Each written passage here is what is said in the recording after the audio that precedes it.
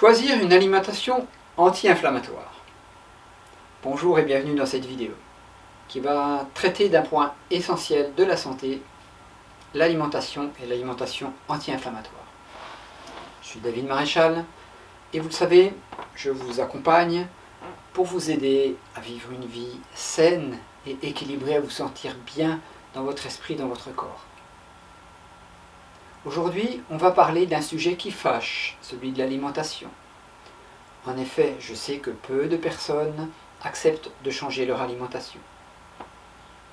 Et ceci même si leur santé en dépend. Bref. Alors, nos corps, nos terrains sont acides, et ceci pour plusieurs raisons. 1. Le tabagisme. 2. Le stress omniprésent que l'on subit et souvent contre lequel on ne fait rien. 3. La pollution. 4. L'environnement. Je veux dire la société, les médias, ce qui se passe dans le monde, le Covid. Ça cause du stress et ça rejoint la première raison. Et bien sûr, ce que l'on met dans son corps, la qualité de l'eau, la qualité des aliments. Ça, c'est quand même la logique simple. Vous le savez, manger sain, bio est déjà une première garantie de santé. Mais c'est pas tout. Alors, qu'est-ce qui rend nos corps acides dans l'alimentation? Et qu'est-ce que ça provoque? Qu'est-ce qu'on risque? Eh bien, en fait, c'est un peu le même phénomène que la rouille sur le fer. Ça bouche, ça ronge et ça fait des trous. L'inflammation, au départ, c'est une réponse normale de l'organisme, du corps, à une agression. C'est un système génial de défense du corps humain. Mais quand ça devient chronique, c'est-à-dire quand on ne fait rien pour l'arrêter, pour modifier les choses, le phénomène il devient chronique et ça provoque un vieillissement prématuré des cellules qui est visible au niveau de la peau, des ongles, des cheveux. Et puis petit à petit ça s'installe et on a des maladies qui brûlent, l'inflammation de l'estomac, du tube de l'œsophage, du digestif, l'inflammation des intestins, des tendons, des muscles, en fait de tous les tissus et organes du corps. Et ça entraîne à la longue, encore bien plus loin, des maladies graves. On a la maladie de Crohn, on a le lupus, ce sont des maladies catastrophiques, les rhumatismes, la spondylarthrite, l'ostéoporose, l'obésité tout simplement, toutes les maladies cardiovasculaires. Ça touche des millions et des millions de personnes. Mais on préfère continuer à fournir aux êtres humains une bouffe de merde, pas chère, plutôt que les sensibiliser à cette notion d'alimentation et les inviter à faire un jardin. C'est un peu fou, hein. Ah bon, moi je trouve ça dingue. Tout ce qui compte dans notre système, c'est le dieu argent.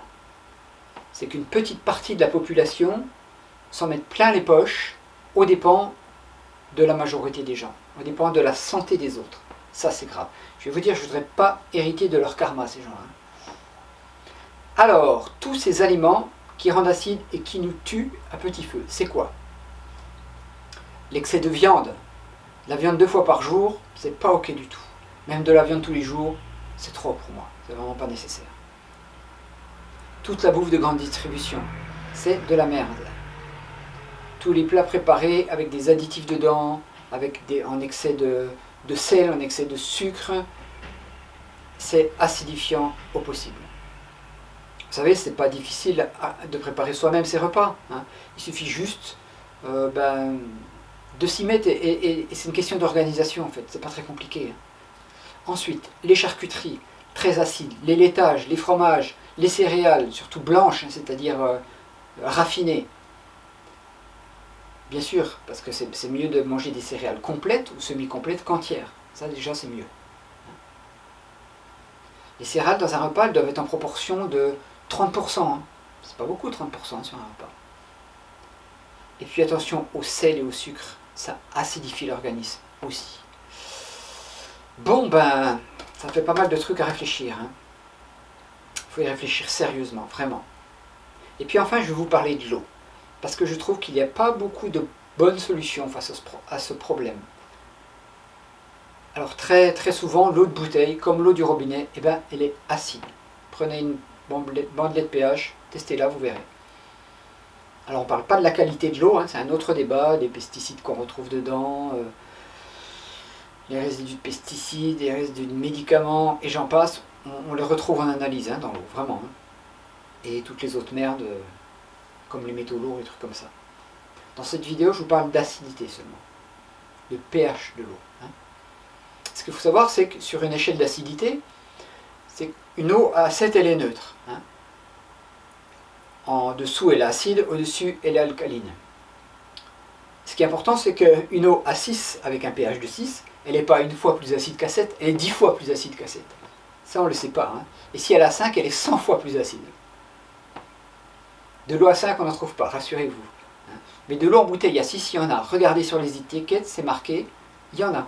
Je ne sais pas si c'est marqué, moi j'ai vu un comparatif sur internet, je ne sais pas si c'est marqué sur les étiquettes.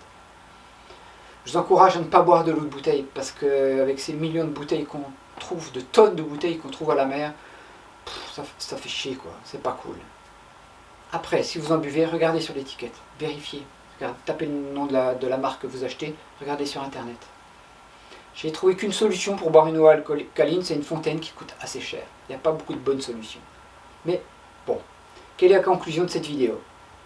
Agir un petit peu sur chaque cause qui acidifie notre organisme, le tabac, le stress, la pollution, l'environnement. L'environnement, on le subit, non, on peut s'en couper, hein, en regardant pas la télé, tout ça. La nourriture et l'eau.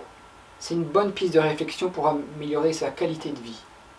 Alors n'oubliez pas, cette vidéo elle est finie, n'oubliez pas de mettre un pouce et abonnez-vous. Et je vous en remercie, je vous dis à très bientôt.